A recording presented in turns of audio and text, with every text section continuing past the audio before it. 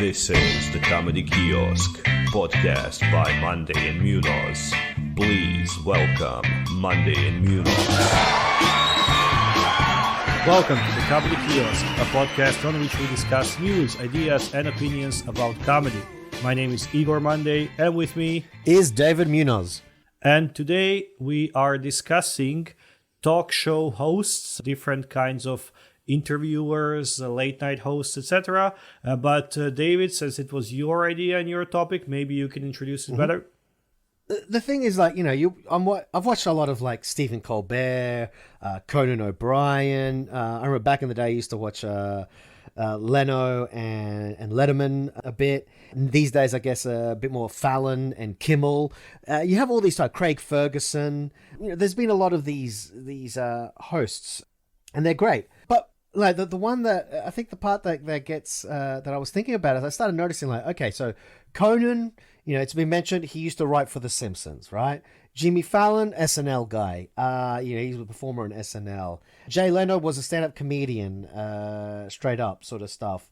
A lot of these guys have a comedy background, a strong comedy background, not just like a light, there is a little bit of comedy. No, they either were writers for programs like SNL, they did sketch comedy, or they were just straight up stand-up comedians. And I was then kind of going backwards, going, well, why is that? Why do stand-up comedians get chosen? I mean, even now, other shows that aren't late-night talk shows, but other shows like the ones hosted by Trevor Noah and John Oliver, like these news programs, are now leaning towards comedians. But late-night show has kind of changed because now they're all comedic backgrounds. In the past, though, they had a different background because I started doing a little bit of research. And, the greatest of all time, some would say the king of late night talk shows, was a guy called Johnny Carson, right? He is considered the GOAT amongst everyone now. If you talk to Kimmel or you talk to Fallon, Leno, Letterman, all of them would use him as the inspiration. They grew up with him like he was the best. The thing was, him and all those before him had a different background. They all came from radio, which was a different sort of medium. So they all came from a radio background. Why do you suppose that could be? Why this transition from this radio past to now these days it's all about comedy writing in some way, shape or form, or performing? I guess because before that, the radio was the go-to media, actually, like, because Carson came up in 70s, maybe even earlier, like 60s? Yeah. 70s. So, but before that, I mean, how many people had a TV set like in 60s? Yeah. Because compared to now, obviously not like, only 3 people in a city or in a village, but as compared to now. But radio, I think, was in every house, even in every car by that point, maybe. Yeah. So, I think it was something that to be on the radio, you had to be, there was no kind of editing, no nothing as we have today, all this kind of like, again, podcasts we can edit. Even live radio is not what it used to be. I think the quality has dropped. So to be like a radio host, you really had to be a good speaker, good interviewer, good so I think that translated well into those kind of programs where you were a talk show host. Your job was to talk to people and to host. Yeah. That's the only 2 things. Whereas now it's more your job to be an entertainer and a showman. And I think that overlaps more with the backgrounds of people that you mentioned that come from sketch shows, stand-up, this kind of maybe even writing for some comedy series as well. So yeah. Yeah.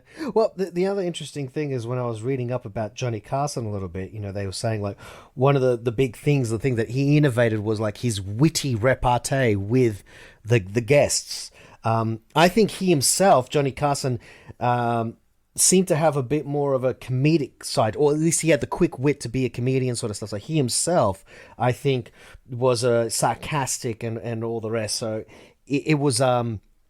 it started leaning towards that sort of stuff. And I think that was the quality, obviously, that producers and things started noticing, like, that's what made him better than the rest, was his banter. And I think that's a big thing for late night today, is for late night talk shows, is the banter. You need to get this back and forth and make because the thing is, all the guests, every single guest that goes onto those shows, it's for promotion reasons of promotion. They're there to promote a new book, a new movie, TV series, song, whatever, like whether their background or a tour that they're doing. They're promoting something, which is information, but it needs to be delivered in a package that's fun and entertaining.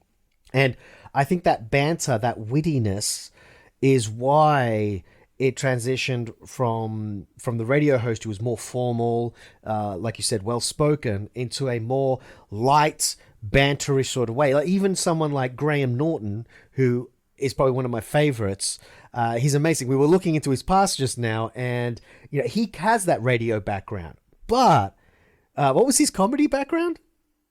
He was a part of some kind of stand-up drag show act, some stand-up drag queen act, and did like Fringe Festival with that. So exactly. So even then, he was this alternative, kind of avant-garde sort of style comedian. But obviously, a lot of the drag acts is a lot of this back and forth sarcasm, wittiness, banter sort of thing, and heckling the audience. The comedian heckles the audience. They kind of switch the script in a way, in many different ways, and it's brilliant.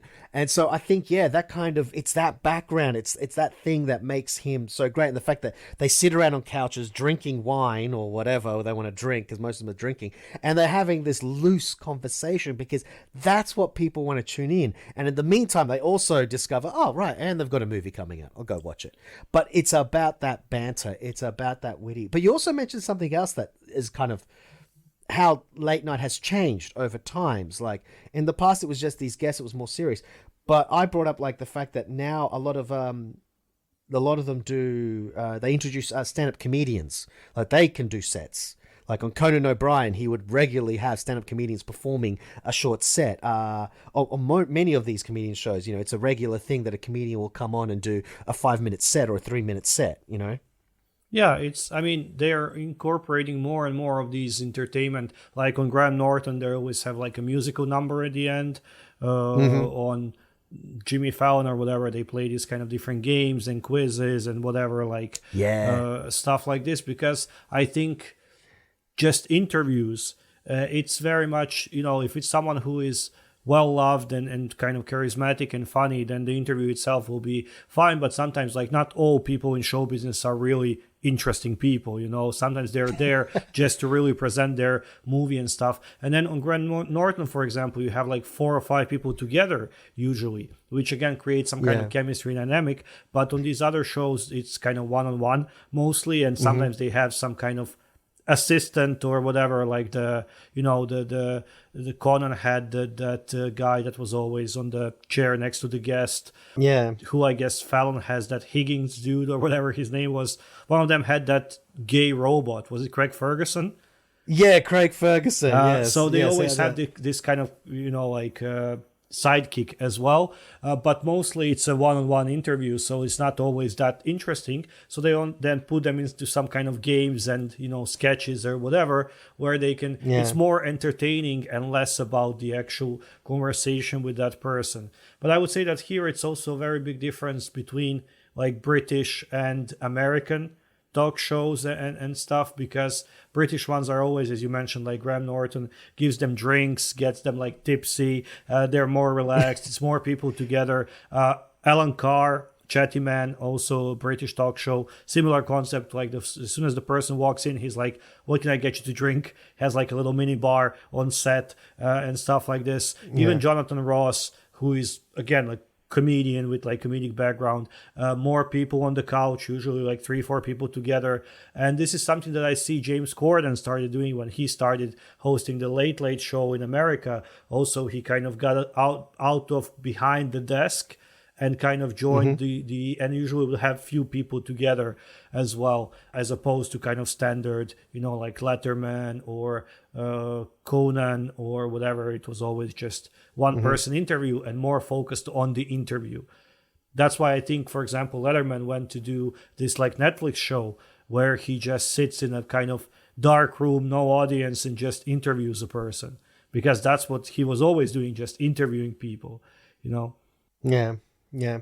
Yeah, and I think that's the evolution of the late night talk shows is like from the radio persona to the more serious interviews, which obviously Letterman has then gone back to.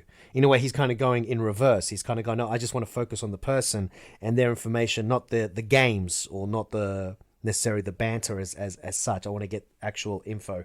But at the same time, it's about obviously he's getting people on there not for the reason that they're promoting a movie, but because he wants to interview the person. He wants to be a serious interviewer in a way. Yeah. But in a lot of these shows, it's like you said, they're moving away from being just behind the desk now. Another thing that I noticed, like a lot of shows, like when you watch Steve Colbert and a lot of them, Jimmy Kimmel and all the rest, they have the opening monologues. It's a stand-up set. It is a stand-up set, and I think a stand-up comedian or people with that kind of background have that ability to, because they don't have days to rehearse this set. You know, it gets given on the day because it's topical stuff. Generally, it's what's recently happened that they have to then perform in front of an audience live. Well, recorded, but like they have one take really usually. They got the teleprompter, but you can't just read it directly. You got to kind of have it semi-memorized, be able to glance and perform it, but do it with the correct timing, do it with the pauses, do it in such a way. So these people are doing stand-up sets every single night, whether they've written the whole thing themselves or not. Well, no, but the whole point is they're doing new sets every single night, a new set, which is quite phenomenal. But you need someone who has the timing. You need someone who does that. And someone who's probably into radio, it would be a little bit harder, or from other backgrounds. Like comedy writing, but in particular, I'd say performing, like sketch shows and things, allows you... Well, you've developed these skills already. You know, they kind of come Yeah, but I mean, pre-game. even from the point of kind of writing and let's call it observing, like observational comedy or satire and stuff. That's why comedians are good. Like John Oliver was a comedian way before he was a TV anything, like actor, presenter, host. He was just a comedian. Yep. Trevor Noah was a stand-up with like 4 or 5 stand-up specials before he got into hosting this satirical kind of show, because that's what comedians always do. You know, like we look around, we see things that are not as they should be, and we write funny bits about that. And that's why they are so natural and good in those roles as well. And then when it comes to kind of entertainment and just, you know, providing some kind of showmanship, then we have people like Jimmy Fallon who, you know, like if to talk about like, you know, good or bad talk show hosts and stuff, I could make a clear distinction, and I would call Fallon a bad one that's just, you know, like a clown that just laughs at anything people say, that's pretending and overacting constantly, that's, you know, and then we have some really good ones like Graham Norton, or I think Craig Ferguson was a really good one. Like he was brilliant, really charismatic, and he would get people really talking about what they, you know, care about and they're passionate about, some new movie, some new book, new album, whatever, but in such kind of interesting and funny and witty way that it's not just, you know, whatever a person says, you're just like pretending to laugh and that they said something amazing, but in like a genuine, like he seemed like a genuine person, like a guy that you go for, like you go have a drink with, and he's still like a funny dude, which I can't say that Fallon or Corden or whatever seemed to me like that. And especially Corden got into a lot of trouble recently, some scandals. Yes. And he's stepping down as the host, and Trevor Noah is stepping down as the host. Yeah.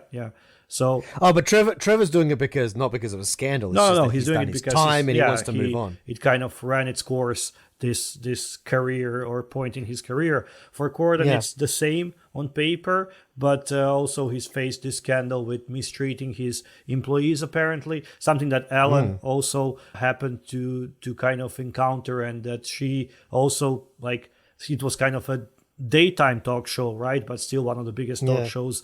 But she also had so many problems. Also comedy background. Yeah, also a stand-up, right? So basically Corden stepping down, and recently there was this scandal with him stealing Ricky Gervais' joke, like word by word, basically in his monologue. But then it was, you know, even Gervais came to say that it was probably a stitch-up because, you know, a comedian, you know, if he knew that it was Ricky's joke, he just wouldn't do it. But that probably some writer like wrote it for him, and he did it, and now people are like, oh, Corden stole a joke. He doesn't write those jokes. He doesn't know what's going to come up on the teleprompter. But yeah, so it seems like more and more these people are also seen as not as interviewers, not as hosts, but as, like celebrities, as performance entertainers, showmen. So people are they're constantly under a microscope, for this behavior towards the guests, the staff, the writers, whatever. And yeah, in the last few years, there were numerous scandals surrounding those like talk show hosts and people, which I don't remember that it ever happened before, like regarding Letterman or regarding Conan or like whoever came before them. So yeah. Yeah, well, I also think it's a high pressure sort of job. I mean, especially the daily ones. I mean, you're performing every single night, and that show has to be ready, and they got to prepare for it. I mean, it's a lot of people involved, and it's high pressure because it has to get done by a certain time every single day. I mean, it's a high pressure cooker sort of situation, I think. Well, yeah, but I mean, again, I think people overestimate, when they say like, oh, Fallon's show is so great, the games he plays with the guests are so kind of fun and interesting, like, thanks, Fallon. I'm like, he didn't come up with those, he didn't come up with them, he didn't produce them, he didn't write them, he's just there, like, he's the face of that show. Well, maybe he did. I don't know, we don't know exactly. Maybe he did, but maybe he came up to an extent. Maybe he came up with, Or maybe out of the three games they play, he came up with one, and two of them came from somewhere else or some other people. Yeah, okay. Or he assisted. Maybe he wrote most segments, but it feels like a production crew and stage crew and everything behind that. Oh yeah. So just because it says tonight's show with Jimmy Fallon doesn't mean it's his. He doesn't run that show. Like it's just he's the face of it. And I do. Yeah, and I do like it when they acknowledge, like when Stephen Colbert's like, oh, well, this is one that the writers came up with or whatever, or like when they acknowledge that there are other people involved. I did think it was a little bit ridiculous when they were like, James Corden stole the joke. And I'm like, wait, it's part of the monologue? He probably didn't write it. Like, as you said, it's probably a writer who wrote it. James Corden probably didn't know it, maybe hasn't even heard the joke before, didn't realize it was a Ricky Gervais joke that this writer had put. I'm kind of curious whether it was the writer consciously put it in there because he wanted to stitch up Corden, or like because he had a beef with him and he's like, I'm going to get you back. I'm going to put a Ricky Gervais joke in here and you're going to look like an idiot, and because you're the face, you're going to get blamed for it. Or whether it was one of those subconscious cheats where maybe the person heard the joke, forgot about it, and then it just pops into their mind again, like one of those memorized or memory things, or whether it was even or whatever, something else. I don't know. I'd be kind of curious to know that. Well, but yeah, even Ricky Gervais, as I said, he came to some like radio show or whatever it was, and they asked him about that, and he was like, yeah, no way. He kind of deliberately agreed to steal that joke. It's just like, either someone wrote it for him and he just read it off of the thing, or either someone wrote it on purpose, or someone 3 years ago or whenever this special came out of Ricky saw this special once, forgot about this joke, started thinking, what would be funny, and it came to them kind of but then definitely it wasn't Corden who wrote it, and definitely it wasn't Corden who stole a joke from Ricky Gervais. But there were some talks about his behavior on set and kind of towards some staff members and stuff that was also. But yeah, what do you think about all of these kind of... And something with a restaurant. Oh yeah, exactly. But what do you think of all these supplements to the talk show? So they are still essentially in their core talk shows, but I would say that at this point, there are so many segments of those talk shows that are way more popular than just people coming in and talking, like this carpool karaoke that Corden started that kind of basically spun off into a separate series on MTV or whatever. Then there was this like kind of mic drop or whatever it was called, where they battle, like rap battle celebrities and this kind of stuff. The lip syncing one. The lip syncing one was cool as well. Then Fallon does a bunch of those games as well. Like and there was a food eating one. There was like, you had to eat disgusting food. It Yeah, was like, you spun the table. Yeah, you have to either answer a question or eat something disgusting. Then there's like box of lies, where kind of a person is trying to lie to you what they have in their box.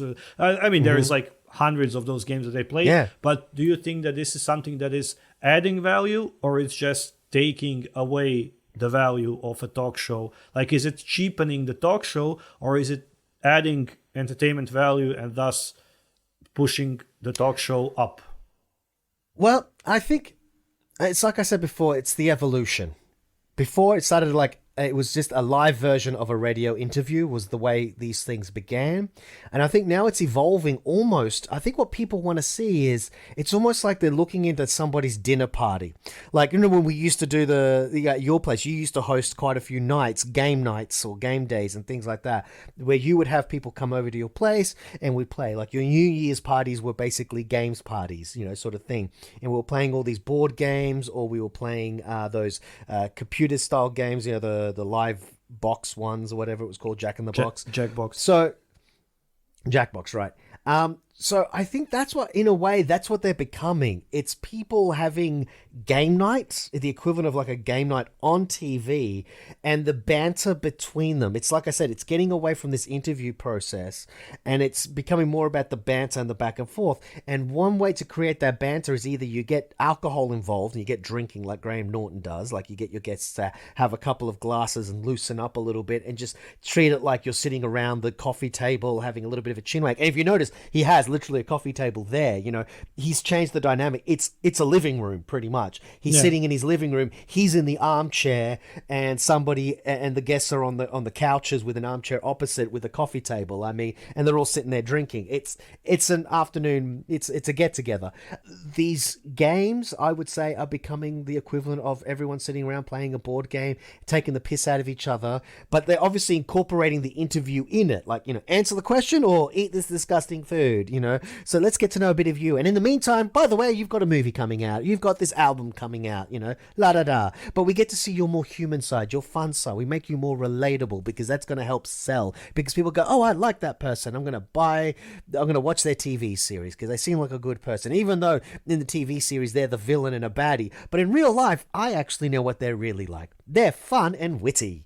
And in reality, maybe not, but they've practiced for it and whatever. Oh, I think it's kind of helps that part, because not all of them, I think maybe 20% of celebrities are actually charismatic and witty and intelligent even. I mean, like, to be an actor or a musician or whatever, no offense to anyone who is, but, you know, to learn some lines or to learn how to play the guitar or have a good voice, there is no IQ test for that. To be a comedian, I guess you have to be a bit more intelligent, just because you have to be, you know, aware of things and come up with things on the spot and stuff. But still, but it also, even if they were all geniuses, let's call them all, everyone who's talented is also a genius, it still doesn't make them a people person. It still doesn't make them charismatic and fun and so on. So I think in that sense, to make those, because it used to be like that. If you watch like talk shows from 20 years ago, there are three guests. They come one by one, they come out, they sit, they speak for 10, 15 minutes, they leave. That's it, just an interview.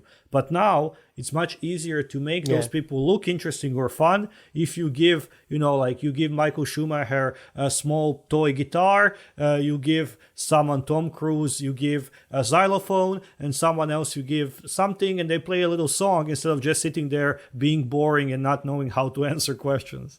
So I think it's that part where... Exactly. Kind of help lubricate the format with some different kind of things that people might just either will be actually good at, which is then like, oh wow, Daniel Radcliffe can rap, you know, like, or like that, or they're actually fucking horrible at it, which is then, you know, like entertainment value, because it's like, oh, haha, Lady Gaga can't, I don't know, like cook and like fry an egg or whatever, you know, like, so it's kind of haha, we see celebrities out of their comfort zone and you know, this kind of stuff.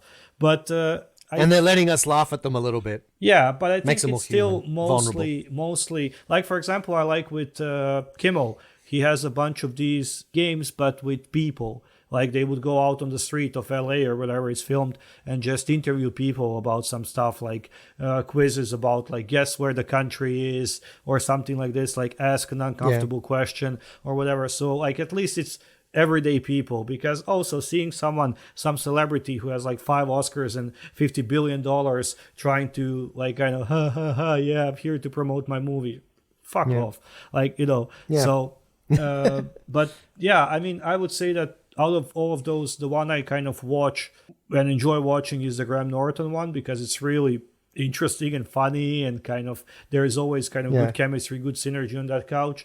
The rest, just the clips on YouTube.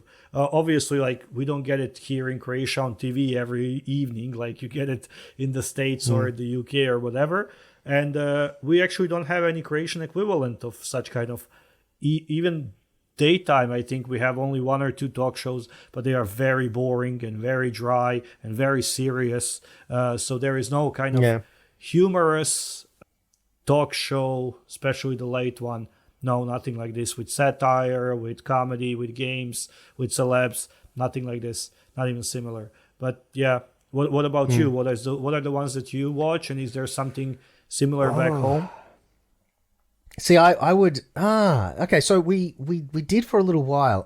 We had a guy called Rove McManus. His show was called Rove. He tried to switch to America. I think it was the early days of like Netflix and stuff like that, or something equivalent, HBO or something. In the early days, he tried to transition to like America, but it just didn't take off. Like Jim Jeffries also had his own show. I don't know if he still does or not. Yeah. But it never became big. But it was in Australia. Yeah, he was huge, and he would have these international celebrity guests. They couldn't make it to Australia. They would have a live telecast of it. So we had an equivalent. Yeah, it was games and stuff like that. It was the Aussie version. And I think his mistake was that he tried to go to America because he wanted to get bigger. But I'm like, dude, you were just perfectly big enough in Australia. Like, as in, I think he was... I think he could have just kept it going. But anyway. I mean, I think the money you can the money you can earn on those two markets is just uncomparable. So I know, especially the TV money and kind of the contracts. But I don't think he was. I think he was making good money in Australia anyway, because he was the only one. He had really no competition, and he pretty much just everyone had to watch his show to find out the latest celebrity gossip or whatever. So, but I still think good money in Australia from doing TV or comedy, and okay money in America is uncomparable. True, possibly. Anyway, but the point is, so there was that. I used to watch more like, Conan O'Brien, loved that one. Craig Ferguson, that was great when I was able to catch it because it's late night show, whatever it was called. I think these days I've kind of stopped watching them quite a bit, and mainly, like you said, on YouTube and stuff. Stephen Colbert is probably the one that I watch the most, because I still find him quite intelligent, and he kind of gets a bit more political and whatever like that. Like, he's willing to kind of poke fun at things. But Kimmel is pretty good, I think. And Fallon is fun. I think Fallon and Corden are like the fun ones that you just watch just for the hell of it. Kimmel and Colbert are a bit more the intellectual. Kimmel is a bit more fighterish. He's a bit more kind of sarcastic and caustic. Colbert is sarcastic in a... I don't know how to put it, witty. But I like those two for their intelligence and for the way they do it. Corden and Fallon, I think, would be the fun, lightweight ones, that you just kind of goofy. There was one, it was like a YouTube kind of show, not a real talk show, but the premise was the kind of talk show format that I really enjoyed. It was Tig Notaro, who was... that sounds familiar. She basically interviewed, because apparently... maybe it was all like a set up or whatever, but apparently she is kind of completely out of touch with popular culture or anything. Like, she kind of doesn't know anyone from Hollywood, celebrities, whatever. Like, she comes on set of some, like, recently she was in one of the Star Wars or whatever, and she was like, I don't know any of these people, and it's supposed to be like kind of grade A actors. But yeah, anyway, she had this like kind of talk show where a guest comes who is a celebrity, but she has no idea who that is. And she's like interviewing them and trying to figure out who they are, basically, through questions like, so you starred in many movies, huh? Have you won anything? And the guy's like, yeah, I won like 5 Emmys. 5 Emmys. When? 5-6 years ago? Like, kind of basically she's interviewing the person, but trying to get who that is. So that was pretty kind of fun and interesting. Like a little twist. It's a gimmick. It's a gimmick, but it's a twist on the format where a person comes and we all know them and the host knows them and just asks them questions like, so in your latest movie, you play an evil woman. are you really evil? No, I'm not. You know, this kind of standard. But yeah, this was a bit kind of, was it true or not that she didn't know who those people are? I don't know. Yeah.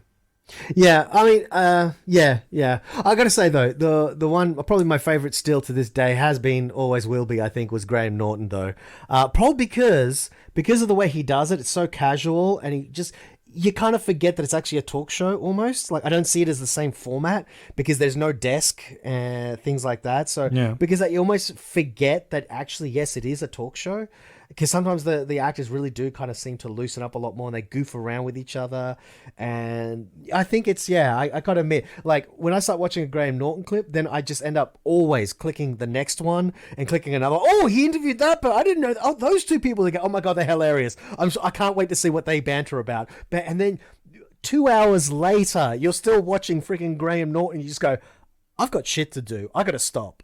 Yeah, it's like crack cocaine. It's very awesome. binge worthy, and like there's even compilations that they like make and publish, like, I don't know, all the guests that got a bit drunk on the show, or I don't know when people did impressions or accents of flirty people, ones or whatever. Flirty ones, I don't know, Valentine's Day compilation, this and that. But it's like it's good content. It's kind of made to be good content. Like, I don't think I would watch a compilation of Jimmy Fallon plays lip sync for like 20 minutes. Like, no, thanks. Like, 3-minute clip is enough. Yeah. But yeah.